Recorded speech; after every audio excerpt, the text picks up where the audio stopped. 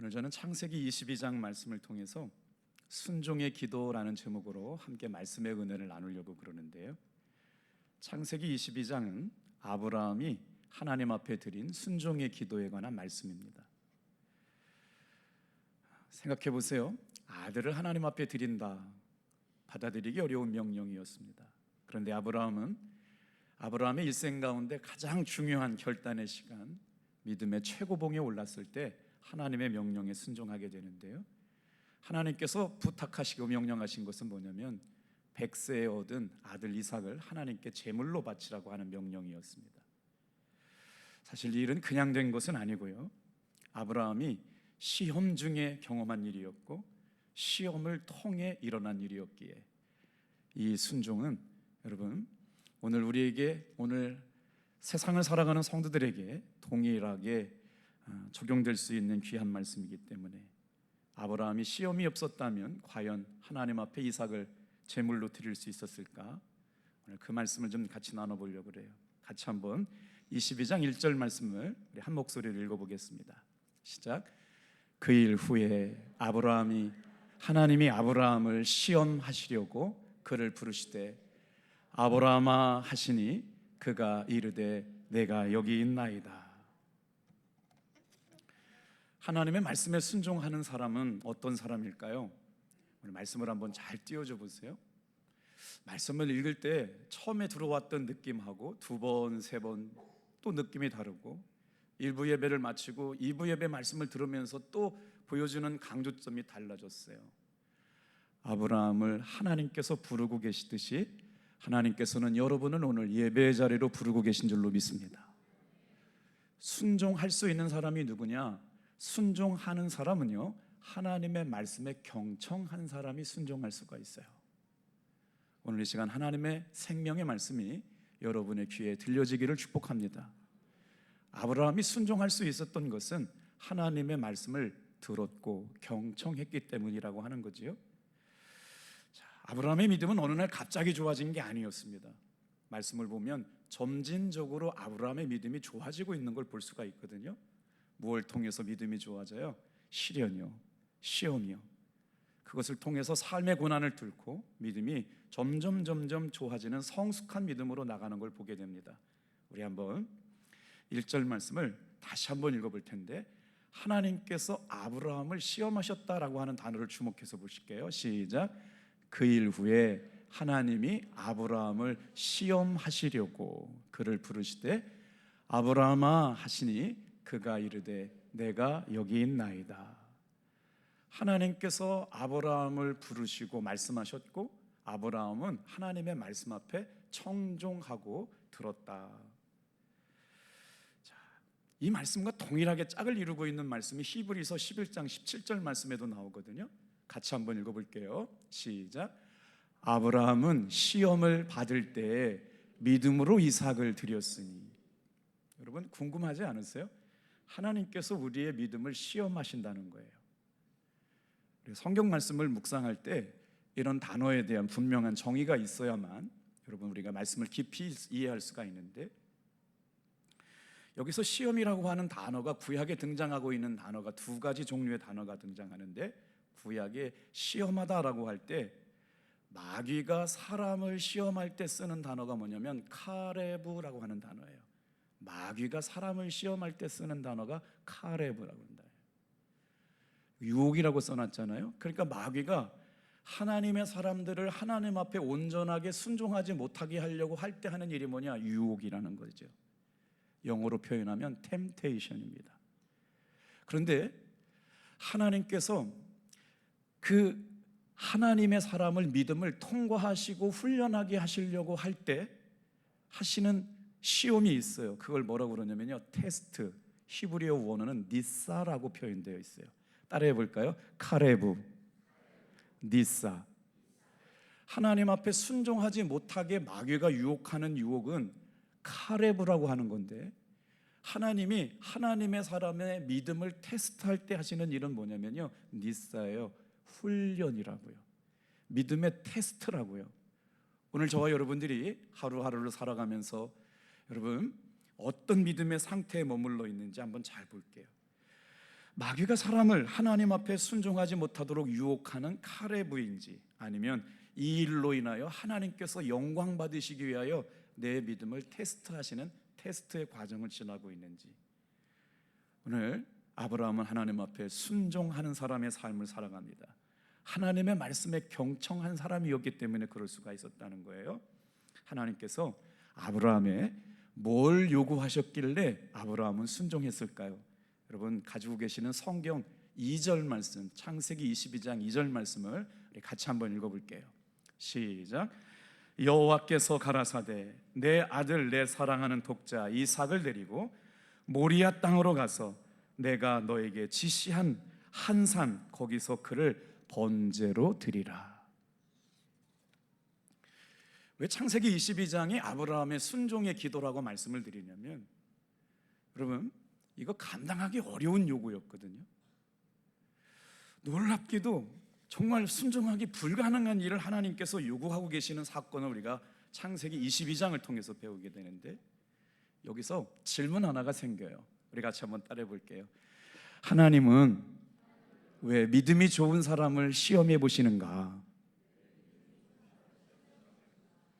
하나님이 우리를 시험해 보시는 분이라는 게 여러분 동의가 되세요? 그런데 지금 하나님께서 창세기 22장에 보니까 아브라함을 시험하여 보시려고 한다는 거죠. 니사, 믿음을 테스트해 보고 계시는 거예요. 훈련시키는 과정을 지나가게 하시고 계시다는 거예요. 하나님께서 우리의 믿음을 시험하시는 두 가지 분명한 이유가 있습니다. 첫 번째는 우리 안에 무엇이 담겨 있는지 알려고 하실 때 우리를 시험하세요. 두 번째는 언제 우리를 시험하느냐? 이 시험을 통해서 우리의 삶의 모든 불순물들을 제거하시려고 할 때 하나님께서 우리를 시험하시는데, 여러분 전 두 번째 과정이 너무 은혜로워요. 다 같이 한번 따라합시다. 그 사람을 통하여 하나님의 선하심을 나타내시려고 할 때 하나님께서 하나님의 사람을 시험의 통과, 니사의 과정을 거쳐요. 훈련을 통과하게 하세요. 그리고 나서 그 사람 안에 있는 무엇인가를 드러나게 만들어요. 우리 안에 있는 불순물들, 하나님의 것이 아닌 것들이 드러나게 하시면서 결론적으로 어떻게 하느냐? 그 훈련을 통과하고 시험을 통과한 사람을 통하여 같이 한번 따라해봐요. 하나님의 선하심을 그 사람을 통하여 나타나셨다. 오늘 사랑하는 성도 여러분, 여러분의 삶에 하나님께서 여러분을 통하여 하나님의 선하심을 나타나게 하시는 분들이심을 믿습니까? 그래요. 아브라함이 믿음의 훈련 앞에서 드린 기도가 있는데, 어떤 기도를 드렸느냐? 오늘 말씀을 천천히 묵상하면서 같이 한번 따라해 볼 텐데요. 첫 번째로 다 같이 한번 따라해 볼게요. 순종이 기도입니다. 이삭을 번제로 바치라고 요구하시는 하나님 앞에 이제 아브라함이 순종을 해야 되는데요, 순종하기가 쉬운 일이 아니었어요. 그래서 아브라함의 모든 행동, 판단, 결론이 뭐였냐면 다 기도였다고요. 어떤 기도요? 순종의 기도였어요. 자, 이것이 아브라함이 감당하기 어려운 분명한 세 가지 이유가 있는데, 여러분 한번 생각해 보세요. 하나님께서 지금 뭘 원하시느냐? 100세에 낳은 아들 이삭을 하나님 앞에 바치라고 명령하고 계세요. 자, 세 가지 이유 때문에 아브라함은 순종하기가 어려웠는데, 우리 한번 따라해 볼까요? 첫 번째는요, 이삭은 하나님이 약속으로 주신 아들이기에. 성경 다 아시잖아요. 하나님께서 아브라함에게 나타내 주셨을 때가 언제냐면 75살이었어요. 그리고 나서 여러분 몇 살까지 이어지냐면 25년이 지나고 나서 99세에 나타나시거든요. 그러니까 적어도 아브라함을 부르시고 24년 동안 하나님께서 뭐라고 말씀하셨느냐면, 나는 전능한 하나님이다, 너에게 100세의 아들을 줄 거다 라고 말씀하셨어요. 그러니까 아브라함은 자기가 달라는 것도 아니고 하나님께서 전능하심을 드러내시기 위해서 아이를 잉태할 수 없는 사라를 통해서 아들을 주셨단 말이에요. 그랬으면 하나님이 지켜주셔야지. 100세에 난 눈에도 눈에 넣어도 아프지 않은 아들을 하나님께 바치라? 이게 왜 아브라함이 순종하기 어려웠냐면 약속으로 주신 아들이었기 때문에 그래요. 창세기 12장부터 시작해서 21장까지 하나님께서는 계속해서 약속을 통해서 이루시기 위하여 아브라함에게 아들을 주시겠다고 약속하셨거든요. 이제 창세기 18장에 가면요, 하나님께서 뭐라고 말씀하시냐면 이렇게 말씀하세요. 내년 이맘쯤 되면 너에게 아들이 있으리라. 아니, 이렇게까지 약속하셨던 하나님께서 차라리 그렇게 데려갈 바에는 주시지나 마시지, 이렇게 데려가시려고 하면은 왜 주셨냐고 하는 원망이 생길 법도 하잖아요. 그런데 여러분, 아브라함이 당연히 순종할 것으로 여겼지만 왜 약속을 순종하기 어려웠냐면 약속을 하나님께서 하시고 주신 아들이 이삭이었다는 거예요. 두 번째 아브라함이 순종하기 어려웠던 이유가 있습니다. 다 같이 한번 따라해 볼게요. 제사 드리는 방법 뭐였냐면요, 번제로 드리라는 거예요. 번제가 뭐냐면요, 제물을 제사장 앞으로 갖고 오잖아요. 그러면 칼로요, 제물을 반절 갈라요. A와 B로 나누고서 그거를 기름은 기름대로 피는 피대로 갈라가지고 그 다음 뭐예요? 제단에 올려놔요. 그러면 불로 태워가지고 제물을 불살라서 하나님 앞에 드리는 예배, 이게 번제예요. 자, 그런데 하나님께서 제일 싫어했던 종교가 뭐냐면, 여러분, 이방 종교 가운데 인신 공양하는 제사가 있었어요. 몰렉에게 자기의 자식을 바치는 제사, 하나님께서 이걸 가증한 거라고 말씀하셨어요. 이방 종교인들 가운데 자기 자식을, 자녀들을 데려다가 신에게 자기 자녀를 인신 공양하는 제도가 있었단 말이에요. 몰렉이라고 하는 제사에. 근데 하나님께서 그 제사를 보고 가증한 것이라고 그랬는데, 지금 아브라함에게 요구하신 하나님의 제사는 뭐예요? 번제를 통해서 자기 자식을 하나님 앞에 제물라고 바치라니까 어떤 생각이 들을까요? 내가 믿고 살아갔던 하나님이 맞나? 진짜 하나님이 이걸 요구하시는가? 제사의 방법, 번제라고 하는 것 때문에 순종하기 어려웠다라고 하는 거예요. 자, 세 번째는 뭐냐면요, 하나님께서 그 하나님의 성품과도 맞지가 않아요. 놀랍게도 내가 믿는 하나님은 그렇게 하실 수가 없는 하나님이기 때문에, 자, 약속해서 주셨죠. 번제라고 하는 아들을 잡아서 제물로 죽여야 되는 그 제물을 어려움 때문에 있었고, 이 제사법은 우상에게 드리는 몰렉에게 제사하는 것인데 하나님이 이걸 과연 요구하셨을까라고 하는 것 때문에 순종하기가 어려운 일이었다는 거예요. 그런데 여러분, 아브라함이 어떻게 순종했나 볼까요? 창세기 22장 3절 말씀 같이 한번 읽어볼게요. 시작. 아브라함이 아침에 일찍 일어나. 여러분들 표정 뵈니까 새벽기도 나오셔가지고 열심히 예배하는 모습만큼이나 주일날 예배는 졸려 죽겠어요. 새벽에들 많이 나오셨잖아요. 그런데 오늘 이 시간에 여러분 졸음을 깨트리시고 말씀의 은혜 받기를 축복합니다. 잘 들어보세요. 아브라함이 아침에 일찍 일어났대요. 놀랍지 않습니까? 정말 순종하고 받아들이기 어려운 일을 이렇게 얘기했을 것 같아요. 하나님, 도저히 못하겠어요. 이런 걸 요구하시다니요.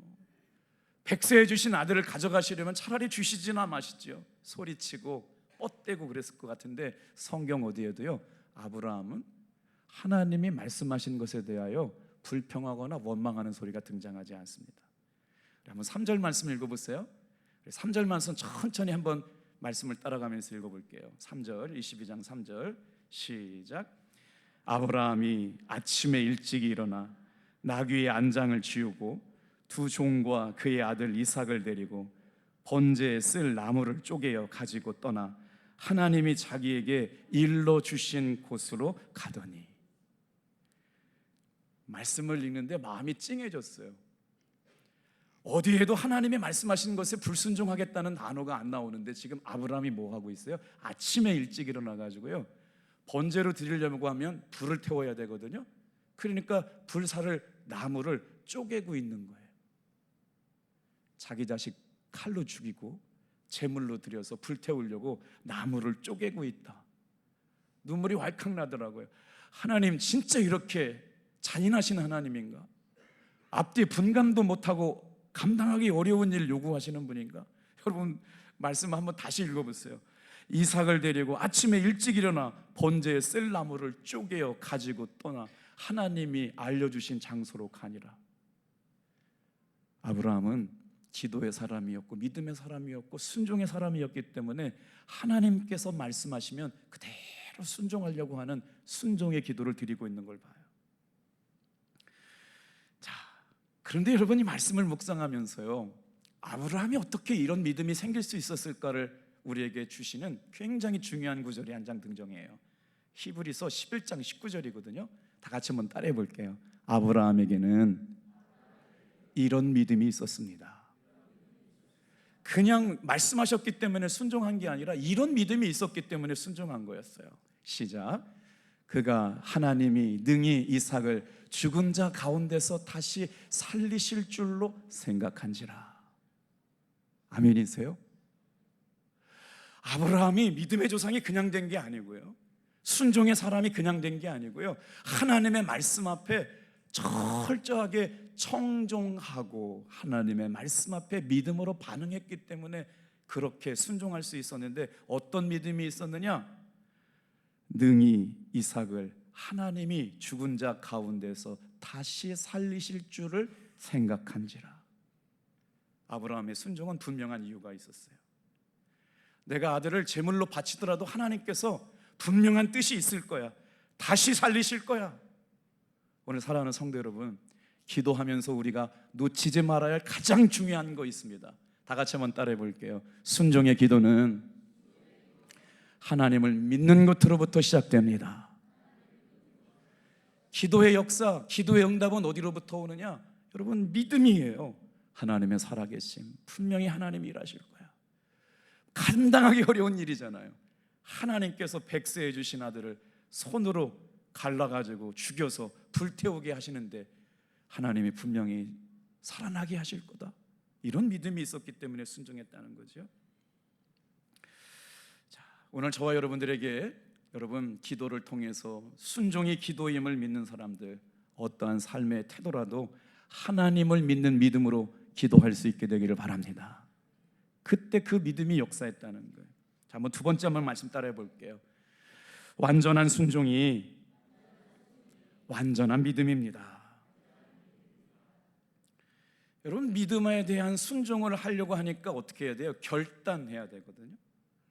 근데 순종에는 반드시 희생이 따라와요. 어떤 희생이요? 대가 지불요. 하나님께서 지금 아브라함에게 제사를 지내라고 그러는데 그 아브라함이 있는 곳이 어디냐면요, 예루살렘이거든요. 예루살렘에서 제사를 지내려고 어디까지 가야 되냐면 브엘세바까지 가야 돼요. 이렇게 설명하면 개념이 없으니까 지도 한 장 보여드릴게요.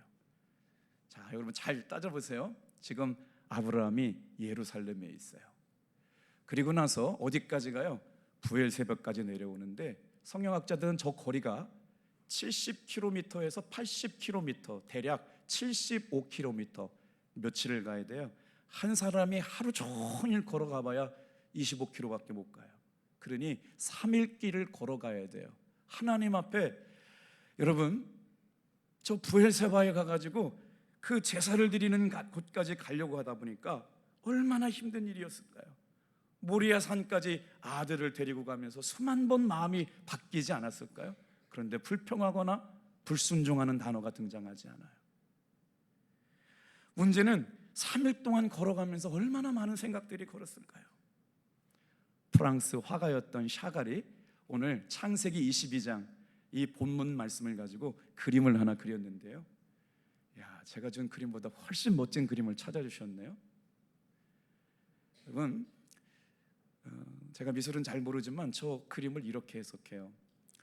관점이 어디에 있냐면요, 아브라함의 얼굴, 이삭의 얼굴을 바라보세요. 아브라함은 지금 눈을 감고 있습니다. 아침 일찍 일어나가지고 이삭을 보세요. 이삭은요 그렇게 고통스럽게 느껴지지 않고 있어요. 다른 그림은 막 이삭을 이렇게 괴롭게 그린 그림이 있는데 저 샤갈 그림은요, 지금 이삭은 평안해요. 무슨 일이 있는지 몰라요. 자기 아버지가 자기를 죽일 거라는 생각이 얼굴에 전혀 드러나지 않았어요. 그런데 여러분, 아브라함의 얼굴을 보셨나요? 왜 저 그림이 명화가 되고 유명한 그림이냐면요, 저 아브라함의 눈 감은 눈은 하나님 아버지의 눈 감은 얼굴입니다. 할렐루야. 누구를요? 예수님을 십자가에 못 박고 계시는 아버지 하나님의 마음이에요. 놀랍게도 성경은 어떻게 증거하고 있느냐? 모리아 산이 예수님께서 십자가를 지고 가신 갈보리와 동일한 지역이라고 설명하고 있어요. 저 그림은 창세기 22장은 아브라함이 이삭을 그냥 번제로 드리는 게 아니라 예수님께서 세상 죄를 지고 죽으신 장소, 그 장소가 바로 이삭을 지금 아브라함이 번제로 드리라고 말씀하신 모리아산, 갈보리산과 동일한 장소로 해석하고 있어요. 눈 감고 있는 아브라함은 아들을 십자가에 달려 죽게 하심으로 인류의 죄를 구원하시는 하나님 아버지가 아들의 죽음 앞에 눈 감고 있는 것으로 해석하고 있는 거죠. 이처럼 하나님께서 순종하는 사람에게 요구하는 희생이 있어요. 하나님께서는 우리를 위하여 십자가에서 예수님을, 독생자이신 예수님을 죽게 하시는 희생을 감당하셨죠. 자, 그런데 말이에요, 오늘 말씀을 따라가다 보면 놀라운 반전이 일어납니다. 어떤 반전이 일어나냐? 5절 말씀을 같이 한번 읽어볼게요. 22장 5절 말씀이요, 같이 읽어요. 시작. 너희는 나귀와 함께 여기서 기다리라. 그런데 뭐라고 말씀하세요? 나는 아이와 함께 저기 가서 예배하고 우리가 너희에게로 돌아오리라. 이거 말씀 같이 읽어요. 시작. 내가 아이와 함께 저기 가서 예배하고 너희가 우리가 너희에게로 돌아오리라. 자, 우리 한번 그림을 그려가면서 생각해 볼게요. 아브라함이 이삭을 데리고 가기 위해서 3일 동안을 걸어가고 있어요. 수많은 생각들이 있어야 되는데, 아까 여러분 그림 생각해 보세요. 누가 누굴 죽여야 돼요? 아버지가 아들을 죽여서 제물로 잡아야 돼요. 하나님 왜 이런 일을 허락하셨을까? 그런데 아브라함의 말에는 하나의 불편한 말이 없어요. 아들을 번제로 드리기 위하여 장작나무를 준비하고 있습니다. 그리고 났는데요, 이 아브라함이 한 일에 대해서 성경은 뭐라고 말하고 있느냐? 아들을 자기 손으로 죽여야 되는 이 일을 하나님 앞에 예배하는 일로 표현했어요. 그리고 뭐라고 말씀합니까? 다 같이 한번 따라해 볼게요. 우리가 너희에게로 돌아오리라. 번제는요, 사람을 죽이는 거였어요. 하나님이 요구하신 것은 지금 어떤 거예요?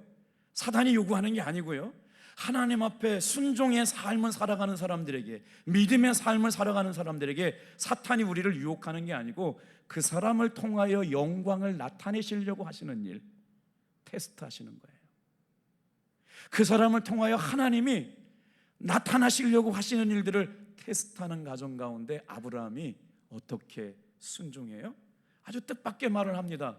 너희는 여기 있어라. 나는 하나님 앞에 예배하고 너희에게 돌아오리라. 그런데 그 주어가 누구냐면요, 아브라함만 돌아오겠다고 그래요? 우리가 돌아오겠다고 그래요? 거기에 비밀이 담겨 있어요. 이게 어떻게 된 일이야? 번제로 드려야 되면 아들은 죽어야 되고 번제로 태워지면 죄밖에 남지 않을 텐데 예배하러 간다라고 말씀하는 것, 아들을 죽이러 가는 장소인데 예배하러 간다고 말씀하시고 우리가 너희에게로 돌아오리라까지 말씀하고 있는 것, 사랑하는 성도 여러분, 참 이해할 수 없는 말씀이 진행되고 있어요. 그런데 이 말씀이 맞아요. 다 같이 한번 따라합시다. 성도의 삶은 순종의 삶입니다. 우리가 생각하고 예배하고 자고 먹고 하는 모든 일이 순종의 삶이었어요. 그러니 아브라함이 믿음의 대명사가 되고 축복의 대명사가 된 일이 뭐예요? 여러분, 어떤 믿음이었을까요? 하나님께서 그렇게 하시겠다면 따라해 볼게요. 틀림없이 뜻이 있을 거야. 이게 하나님에 대한 완전한 믿음이었어요. 완전한 믿음이 완전한 순종이었는데, 내가 응답받고 내가 잘되고 내가 기뻐하는 게 기준이 아니고요, 아브라함의 믿음은 어디에 있었냐면요, 믿음의 기준이 하나님께 있어요. 하나님께서 그렇게 말씀하셨다면 그대로 해야지.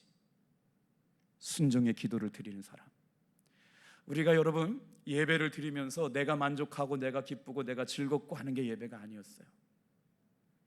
놀랍게도 지금 아브라함은 아들을 번제로 제사를 드리고 죽이고 살인하는 자리를 예배라고 말씀하고 있고, 그런 다음에 너희에게로 우리가 돌아오겠다고 말씀하세요. 다 같이 한번 따라합시다. 예배를 통해서 나는 죽고 예수님이 산 것처럼 살아나리라. 이게 예배입니다. 아멘. 한 주간 동안 우리는 수많은 좌절과 아픔을 겪었어요. 노력해도 안 되고 힘써도 안 돼요. 경기는 어렵고 경제 상황은 더 나빠지는 것 같고 교회를 향한 기대가 점점 사라지고, 저도 일주일 내내 교회에 대한 부정적인 얘기만 들었어요. 교회가 40년이 되면 어떻게 줄고.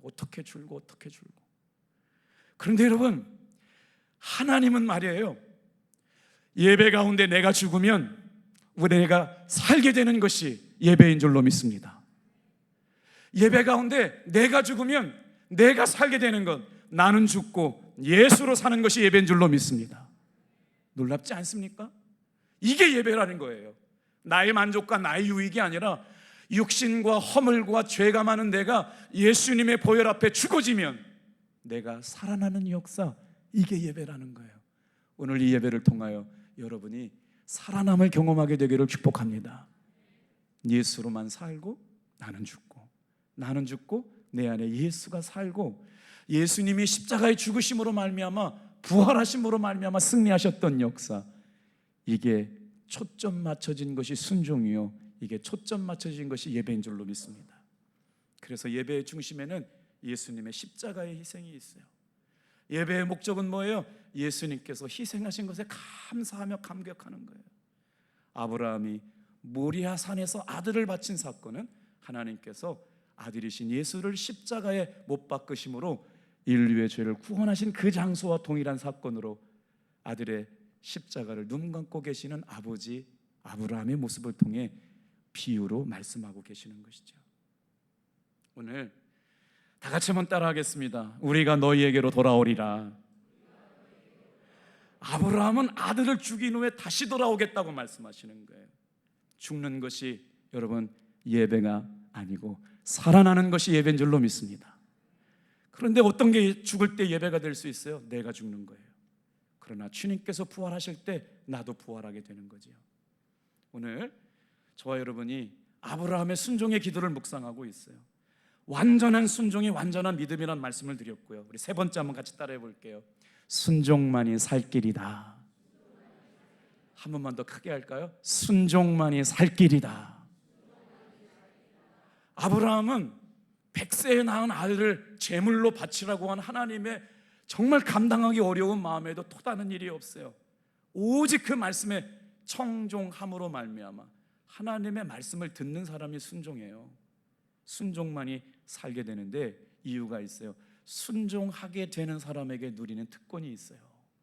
오늘 시간 예배를 통하여 하나님 앞에 말씀에 순종한 사람들에게 누리게 하시는 은혜가 있음을 믿으시길 바랍니다. 교회에서 기도하자, 그럼 함께 기도하는 거예요. 여러분, 기도가 짐입니까? 아니면 기쁨입니까? 저와 여러분들이 기도하는 동안 하나님이 주시는 기쁨이 넘쳐나기를 축복합니다. 여러분, 기도가 즐거운 일이에요. 기도가 행복한 일이에요. 여러분, 예배 환경에 나오지 못하는 분들은 아침 저녁으로라도 함께 기도할 수 있는 은혜가 있어지기를 축복합니다. 신기한 일은 기도할 때 마음의 밭이 가라져 퍼지던데요, 어둠이 떠나가던데요, 죽은 줄 알았는데 기도할 때 살아나는 역사를 경험하게 될 줄로 믿습니다. 이게 기도예요. 이게 순종이에요. 자, 보세요. 모리아 산에서 죽었지만 하나님이 살리시는 역사, 어떤 역사가 있어요? 창세기 22장 12절 말씀 읽어볼게요. 시작. 사자가 이르시되 그 아이에게 내 손을 대지 말라. 그에게 아무 일도 하지 말라. 내가 네 아들 네 독자라도 내게 아끼지 아니하였으니 내가 이제야 네가 하나님을 경외하는 줄을 아노라. 믿음의 결론이 하나님 앞에 인정받는 아브라함의 놀라운 결론. 저와 여러분은 하나님 한 분만 인정해 주시면 될 줄로 믿습니다. 사람을 기쁘게 하는 것이 아니고 하나님을 기쁘시게 하는 성도들 되길 바랍니다. 예배를 통해서 내가 죽으면 내 안에 사시는 예수께서 내 삶을 살리시는 것, 세상에서 실패하고 낙심하고 절망하였지만 하나님이 예배를 통해 예수님이 이루신 십자가의 승리를 통하여 저와 여러분의 죽은 영도 살리실 줄로 믿습니다. 이게 바로 죽은 거지만 살아나는 놀라운 예배의 신비. 오늘 하나님의 말씀에 완전히 순종했던 순종의 기도, 완전한 믿음의 사람, 순종만이 살 길임을 보여주는 아브라함의 믿음 가지고 한 주간도 승리하는 성도들 되길 축복합니다. 기도하겠어요.